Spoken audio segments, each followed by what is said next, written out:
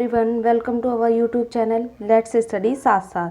तो आज हम फिर से हिस्ट्री और पॉलिटी के क्वेश्चंस करेंगे जो हमारी पिछले सीरीज चल रही थी उसी के तर्ज पर आगे करेंगे। 10 हिस्ट्री के क्वेश्चंस होंगे इसमें और 10 पॉलिटी के क्वेश्चंस होंगे। चलिए अब हम स्टार्ट करते हैं। Join us. कुचिपुड़ी नृत्य कहाँ आरंभ हुआ था? Option A Rajasthan, option B Andhra Pradesh, option C Karnataka, option D Punjab. तो इसका राइट ऑप्शन है ऑप्शन बी आंध्र प्रदेश। कुचिपुड़ी एक नृत्य है जो आंध्र प्रदेश में किया जाता है। इसमें सिर पर मटका लेकर और थाली में पैर रखकर डांस किया जाता है। चलिए नेक्स्ट क्वेश्चन। चित्रकला की गांधार शैली का सूत्रपातन किसके द्वारा किया गया था? ऑप्शन ए शैव साम्राज्य, ऑप्शन बी महायान साम्राज्य, ऑप्शन सी हीनयान साम्राज्य, ऑप्शन डी इनमें से कोई नहीं। तो इसका राइट ऑप्शन है ऑप्शन बी महायान साम्राज्य। चित्र शैली, बहुत सारी चित्र शैलियाँ होती हैं, उसमें एक गांधार शैली जो है ये एक प्रकार की चित्र शैली है जिसका सूत्रपात जो किया था महायान संप्रदाय के द्वारा किया गया था। चलिए आगे चलते हैं। ताजमहल की डिजाइन तैयार करने वाला वास्तुकार कौन था? तो option A Ismail, option B है उस्ताद ईशा, ऑप्शन सी है मोहम्मद हुसैन, ऑप्शन डी शाह अब्बास। तो ताजमहल तो हम सभी ने देखा ही है, आगरा में है और ताजमहल का निर्माण शाहजहाँ द्वारा करवाया गया था। शाहजहाँ द्वारा। शाहजहाँ ने अपनी वाइफ मतलब अपनी पत्नी की मृत्यु पर जब उनकी वाइफ 14वें बच्चे को जन्म दे रही थी तो मध्य प्रदेश में बुरहानपुर में इनकी वाइफ का निधन हो गया था 1631 में। और शाहजहाँ का रूलिंग पीरियड था 1627 से 1658 तक। तो जब 1631 में इनकी पत्नी का बेगम का निधन हुआ तो उनका नाम मुमताज महल कहा जाता था उन्हें। तो उनका निधन हुआ तो उन्होंने उनकी एक इच्छा थी कि ऐसी कोई इमारत उनके लिए बनवाई जाए, उनके मकबरे पर बनवाई जाए ताकि जो कोई पहले भी नहीं बनी हो और ना आगे बन पाए। तब शाहजहाँ ने ताजमहल के निर्माण के बारे में सोचा था और ताजमहल 1631 से 1653 ईस्वी तक बनकर ख़त्म हुआ था। 22 वर्षों में ताजमहल तैयार हुआ था जिसमें लगभग 20,000 मजदूरों ने काम किया था। और इसमें संगमरमर के पत्थर लगाए गए थे जो राजस्थान मकराना से आए थे और ये पितृदुरा शैली से निर्मित था। पितृदुरा शैली कहाँ होती है? ईरानी शैली होती है। चलिए नेक्स्ट क्वेश्चन। बौद्धों के विश्वास के अनुसार गौतम बुद्ध का अगला अवतार किससे माना जाता है? Option A Kalinga, option B Atreya, option B C Maitreya, option D Nagarjuna. तो इसका राइट ऑप्शन है ऑप्शन ए कलिंग। बुद्ध का मृत्यु में हुई थी और इसके बाद इसी सन में पहली बौद्ध संगति भी हुई थी। ठीक है, चलिए नेक्स्ट क्वेश्चन। सम्राट अकबर ने निम्नलिखित में से किस महल का निर्माण फतेहपुर सीकरी में कराया था? तो ऑप्शन ए है मोती महल, ऑप्शन बी है हीरा महल, ऑप्शन डी सी है पंचमहल और ऑप्शन डी है रंग महल। इसका राइट ऑप्शन है ऑप्शन सी पंचमहल। सम्राट अकबर का रूलिंग पीरियड था 1556 से 1605 ईस्वी तक। और फतेहपुर सीकरी में जब अकबर ने विजय प्राप्त की थी तो यहाँ पर कुछ इमारतें बनवाई थी जैसे पंचमहल। पंचमहल क्या था? इसमें पत्थरों का स्वप्न कहा जाता है, ड्रीम ऑफ स्टोन जो कहा जाता है वो पंचमहल को कहा जाता है। और यहीं पे इन्होंने इबादत खाना बनवाया था जहाँ पर सभी धर्मों के लिए बैठकर चर्चा की जा सकती थी। चलिए नेक्स्ट क्वेश्चन। कुतुब मीनार के पास स्थित लौह स्तंभ किस राजा ने बनवाया था? ऑप्शन ए चंद्रगुप्त द्वितीय, option B Samudragupta, option C Skandagupta, option D Ramagupta. तो इसका राइट ऑप्शन है ऑप्शन ए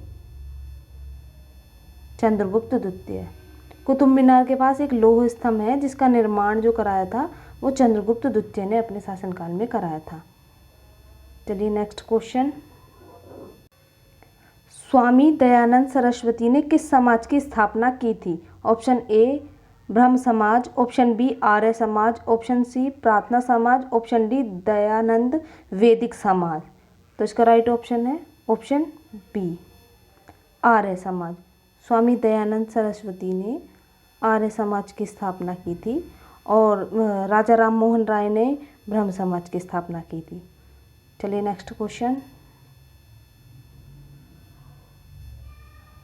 निम्नलिखित में से किसने इबादत खाना बनवाया था? अभी मैंने आपको पीछे बताया था कि फतेहपुर सीकरी के विजय के बाद अकबर ने कई सारी इमारतें बनवाई थी, तो उसी में से है ये Ibadat Khana. Option A Akbar, option B Aurangzeb, option C Shahjahan, option D Jahangir. तो इसका राइट ऑप्शन है ऑप्शन ए अकबर। इबादत खाने में क्या होता था, सभी धर्म के लोग बैठकर चर्चा किया करते थे इसमें, इबादत खाने में। चलिए नेक्स्ट क्वेश्चन, भारत की प्रथम महिला शासक बनी थी? ऑप्शन ए चांद बीबी, ऑप्शन बी रजिया बेगम, ऑप्शन सी रानी लक्ष्मीबाई, ऑप्शन डी इनमें से कोई नहीं। तो ये पूछ रहा है कि प्रथम महिला शासिका, तो इसका राइट ऑप्शन है ऑप्शन बी रजिया बेगम। तो इनका शासनकाल कब था? 1236 से 1240। ये इल्तुतमिश की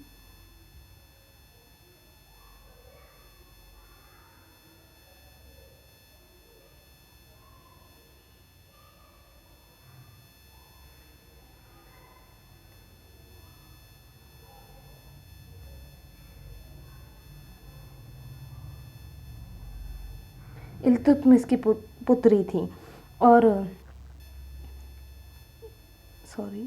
इल्तुतमिश जो थे वो गुलाम वंश के में थे। मतलब गुलाम वंश की स्थापना किसने की थी? दिल्ली सल्तनत में गुलाम वंश की स्थापना कुतुबुद्दीन ऐबक द्वारा की गई थी और कुतुबुद्दीन ऐबक के बाद शासक जो बने थे इल्तुतमिश बने थे और इल्तुतमिश चाहते थे कि उनके बाद शासन जो करे वो उनकी बेटी रजिया सुल्तान करे। परंतु जब इल्तुतमिश की मृत्यु हुई तो उसके बाद रुकनुद्दीन फिरोज शाह ने शासन गद्दी संभाल ली और फिर उसके बाद रजिया ने 40 लोगों का जो संगठन बनाया गया था इल्तुतमिश के द्वारा, जिसे दल चालीसा कहते थे, तो उसकी सहायता से पुनः दिल्ली में अपनी गद्दी प्राप्त की। तब से रजिया सुल्तान वहाँ की शासिका बनी 1236 से 1240। चलिए नेक्स्ट क्वेश्चन, टीपू सुल्तान कहाँ का शासक था? Option A Hyderabad, option B Ahmednagar, option C Mysore, option D Bijapur. तो इसका राइट ऑप्शन है ऑप्शन सी मैसूर। टीपू सुल्तान मैसूर के राजा थे जिन्होंने अंग्रेजों के साथ भी युद्ध किया था। चलिए नेक्स्ट, अब हम पॉलिटी स्पेशल्स के क्वेश्चन करेंगे। तो अब पॉलिटी के क्वेश्चन स्टार्ट होते हैं यहाँ से। क्वेश्चन 1 है, संविधान सभा की प्रथम बैठक कब हुई थी? ऑप्शन ए है 9 दिसंबर 1946, ऑप्शन बी 11 दिसंबर 1946, ऑप्शन सी 13 दिसंबर 1946, ऑप्शन डी 21 दिसंबर 1946। तो इसका राइट ऑप्शन है ऑप्शन ए। ये मैंने अपनी पॉलिटी की क्लास में बताया था कि संविधान सभा की प्रथम बैठक, द्वितीय बैठक, तृतीय बैठक, ये 3 बैठकें हुई थी, जिसमें अस्थायी अध्यक्ष बने थे सच्चिदानंद सिन्हा और स्थायी अध्यक्ष बने थे जो दूसरी बैठक हुई थी उसमें डॉक्टर राजेंद्र प्रसाद।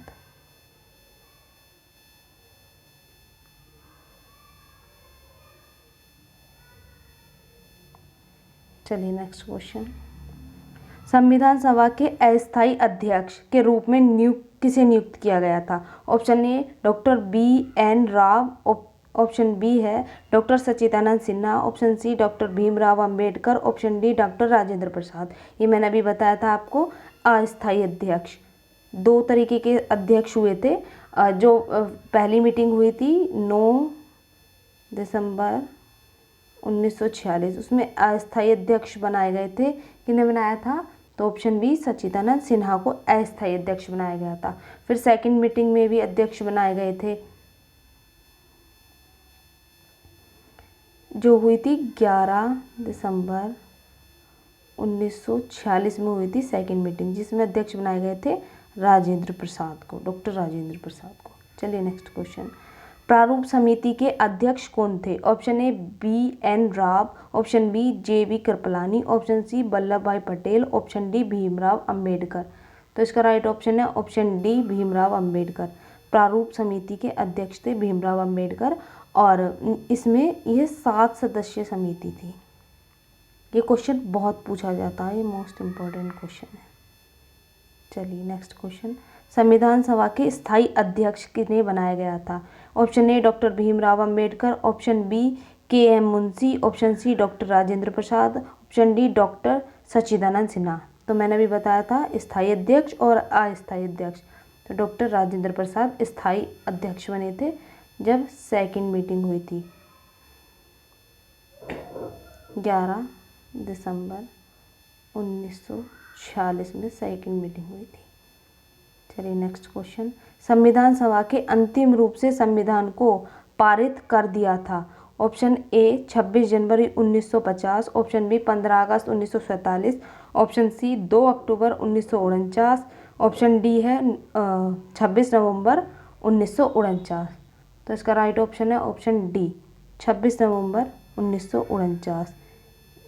इस दिन 16 आर्टिकल्स जो थे उन्हें एक्सेप्ट कर लिया था और फिर पूर्ण संविधान जो एक्सेप्ट किया गया था वो 26 जनवरी को किया गया था, 26 जनवरी 1950 को। चलिए नेक्स्ट क्वेश्चन। भारतीय संविधान किस दिन से पूर्णतः लागू हुआ था? ऑप्शन ए 26 नवंबर 1950, ऑप्शन बी 26 नवंबर 1949, ऑप्शन सी 26 अगस्त 1950 और ऑप्शन डी है 26 जनवरी 1950। तो इसका राइट ऑप्शन है ऑप्शन डी 26 जनवरी 1950। तो इस दिन तो पूर्ण संविधान को एक्सेप्ट किया गया था जब रिपब्लिक डे मनाया जाता है और 26 नवंबर 1949 को 16 आर्टिकल एक्सेप्ट कर लिए गए थे और इसी दिन संविधान दिवस भी मनाया जाता है 26 नवंबर को। चलिए नेक्स्ट क्वेश्चन। भारत कब गणतंत्र बना? ऑप्शन ए 15 अगस्त 1947 को, ऑप्शन बी 26 नवंबर 1449 को, ऑप्शन सी 26 जनवरी 1950 को, ऑप्शन डी 2 अक्टूबर 1952। तो इसका राइट ऑप्शन है ऑप्शन सी 26 जनवरी 1950 को। इस दिन पूर्ण संविधान लागू हुआ था, उस दिन से ही गणतंत्र मान लिया देश को और रिपब्लिक डे मनाया जाने लगा। और अक्सर हम इन दो डेज में कंफ्यूज हो जाते हैं। 15 अगस्त इंडिपेंडेंस डे है और 26 जनवरी रिपब्लिक डे है। चलिए नेक्स्ट क्वेश्चन। भारतीय संविधान के किस भाग को उसकी आत्मा की संज्ञा दी गई है? ऑप्शन ए मूल अधिकार, ऑप्शन बी संवैधानिक उपचारों का अधिकार, ऑप्शन सी प्रस्तावना, ऑप्शन डी संशोधन प्रक्रिया। तो इसका राइट ऑप्शन है सी प्रस्तावना। चलिए नेक्स्ट क्वेश्चन। संविधान सभा ने राष्ट्रगान को कब स्वीकार किया था? नेशनल एंथम को कब स्वीकार किया था? तो ऑप्शन ए है 24 जनवरी 1950 को, ऑप्शन बी है 26 जनवरी 1950, ऑप्शन सी 15 अगस्त 1947, ऑप्शन डी 22 जुलाई 1950। तो इसका राइट ऑप्शन है ऑप्शन ए 24 जनवरी 1950 को। इस दिन हमने नेशनल एंथम गाया था और इस दिन एक्सेप्ट करके फिर उसे 26 जनवरी 1950 को सामूहिक रूप से गाया गया था। ठीक है। और हमने अपना झंडा कब अपनाया था?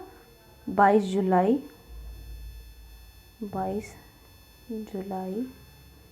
1947 में हमने 3:2 में हम अपना तिरंगा अपनाया था।